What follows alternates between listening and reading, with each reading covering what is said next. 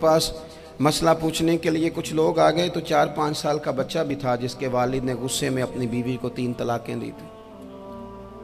तो छोटा सा बच्चा, कपड़े भी फटे पुराने, और हालत बता रही थी कि गरीबी है। तो जब मैंने मसला बताया कि 3 तलाकें हो गई हैं तो वापस जाने लगे, तो बच्चा मुझसे कहता है, देहाती आदमी तो कहने लगा, मौलवी साहब मेरी अम्मा ते नानी कहनी असन पूछ के आई आप कि हुण असीं लहदा ही रहना है। तो उस बच्चे की नौनिहाल की वो कैफियत देखी तो मैं रो पड़ा। मैंने कहा यार ये बच्चा बेचारा माँ बाप के होते हुए ये यतीमों जैसी ज़िंदगी गुजारेगा क्योंकि बाप ने तलाक दे दी। किस तरह मसाइल नहीं बताए लोगों को, तालीम से आगाही नहीं किया। और इसमें बहुत बड़ा जुल्म है उन लोगों का भी जो जनाजे पे खड़े होके तो कह देते हैं, मेरी तरह के लोग, अच्छे उलमा की बात नहीं करता, वो कह देते हैं देखो जिन लोगों को जनाजा नहीं आता, भैया आपने किस दिन इशा के बाद क्लास लगाई थी जनाजा सिखाने की? ये तो आपने कह दिया लोगों को कुरान जी ठीक नहीं आता। तो यहाँ तो बेचारी बीबियाँ जिनको सही पढ़ना नहीं आता वो मिशन बना लेती हैं कि मैंने इतने 100 को कुरान पाक पढ़ाना है, बेवा हो गई हूँ, तलाक याफ्ता हो गई हूँ, सारी ज़िंदगी कुरान पढ़ाऊँगी। हम क्यों ये मिशन नहीं बनाते, क्यों इस तरफ सफ़र नहीं करते? एक तो दीनी मालूमात में, दीनी उलूम में अपने आप को लगाएं और ज़ौक़ पैदा करें कि जो चीज़ें मुझे नहीं आती मैंने वो सीखनी है, जो मामलात मुझे नहीं आते मैंने उनकी तरफ सफ़र करना है। एक तो अपना ये मिजाज बनाएं। और जब आप दीनी उलूम सीखते हैं तो पता है कौन सा मंज़र कायम होता है? मंज़र वो बनता है कि हज़रत अबू हुरैरा भी दीन सीखा करते थे, हज़रत अब्दुल्ला इब्ने उमर भी असहाबे सुफ़ा में रहा करते थे, हज़रत अनस बिन मालिक भी रहा करते थे। और ऐसा मंज़र बनता है कि हज़रत सैयदा खदीजतुल कुबरा रज़ी अल्लाह तआला अन्हा फरमाती हैं, सैयदा फातिमा हुजूर की गोद में बैठी होती थी और नबी पाक से बातें पूछती थी और हुजूर उन्हें बता रहे होते थे। सैयदा आयशा हुजूर से दीन की बातें पूछती। चौथा हिस्सा हमारी फ़िक़्ह के उसूल हज़रत फातिमा की, हज़रत आयशा सिद्दीक़ा की मरवियात पर मबनी है। अगर हमारी बच्चियां छोड़ दें डाइजेस्ट पढ़ना, छोड़ दें इधर उधर की मूवी देखना और वो किताब व सुन्नत पर आ जाएं, तो बहुत सारे मसाइल ऐसे हैं जो उलझने से पहले ही सुलझे हुए हों। दीनी तालीम का मिजाज और ज़ौक़। और दूसरी आयत करीमा मैंने तिलावत की, अल्लाह करीम ने कुरान मजीद में फरमाया, या अय्युहल्लज़ीना आमनू कू अनफुसकुम व अहलीकुम नारा, ऐ ईमान वालों खुद भी दोज़ख की आग से बचो और अपने घर वालों को भी बचाओ। ओ वालिद, वो माँ जो बच्चों को भूख से बचाने के लिए मेहनत करती है, उनको मायूसी से बहुत सारे माँ बाप ऐसे होते हैं जिनके पास कपड़े लेने के पैसे नहीं होते ईद पे। क्यों? अजान शुरू होगी जी, अजान सुने जी।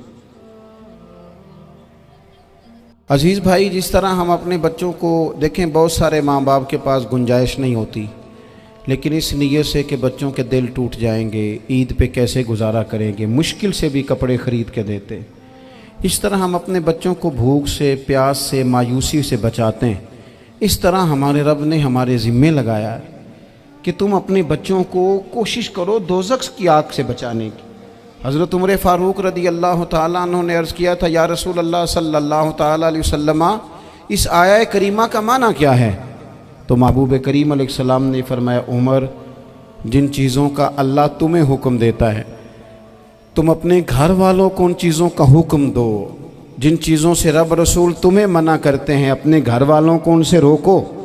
अपने घर के अंदर निफाज़े दीन करने की कोशिश करो। मेरे भाई, बहुत ज़्यादा आजमाइश है हमारे घरों में, बेचैनियाँ हैं, इज़्तिराब है, बच्चों में सख्ती है, बहन भाई एक दूसरे के साथ लड़ते हैं, मिजाजों में तलखी आ गई। क्यों भला? इसलिए कि माँ बाप को जो बेहतरीन किरदार और जो हसीन तरीका घर में अपनाना चाहिए था, बच्चे तकरीर बाहर से सुनते हैं लेकिन वो फॉलो अपने माँ बाप को करते हैं। अगर माँ बाप में हौसला हो, सब्र हो, इत्मीनान हो, खुददारी हो, थोड़े पर गुजारा करने का मिजाज हो। देखें ना, आज डिप्रेशन है, टेंशन है, पैनिक्स अटैक्स हैं, बड़ी सारी चीज़ें आ गई हैं। क्यों भला? सब्र नहीं, तहम्मुल नहीं, बुर्दबारी नहीं। आजमाए। एक दिन एक बच्चा मेरे पास आ गया मदरसे का और आके वो रोने लगा।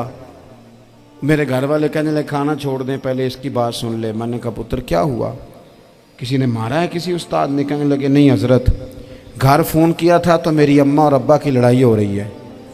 बच्चा कांप रहा है, टांगे कांप रही। मैंने कहा क्या हो क्या गया तुम्हें पुत्र, लड़ाई हो रही है तो घरों में हो ही जाती है। कहने लगे नहीं आपको पता नहीं, वो बड़ा सख्त लड़ते हैं। मेरे वालिद जब मेरी वालदा को मारने के लिए आगे बढ़ते हैं तो हम सारे चार पहियों के नीचे छुप जाते हैं, हमें खौफ आता है, वो मंजर खतरनाक होता है। ये कौन तकलीफ दे रहा है अपने बच्चों को? यहाँ बैठे हमारे यहाँ मीलों दूर रहते थे उसके घर वाले, तो वो तकलीफ में था, तो घर में क्या कैफियत होगी? अगर हौसला हो, सब्र हो, कनात हो, अल्लाह के दिए हुए थोड़े रिस्क पर हमें राजी रहना आता हो, हमारे घरों में सुकून आए, इत्मीनान आए, हम जो ज़िंदगी बड़ी खुशी खुशी गुजार सकते हैं।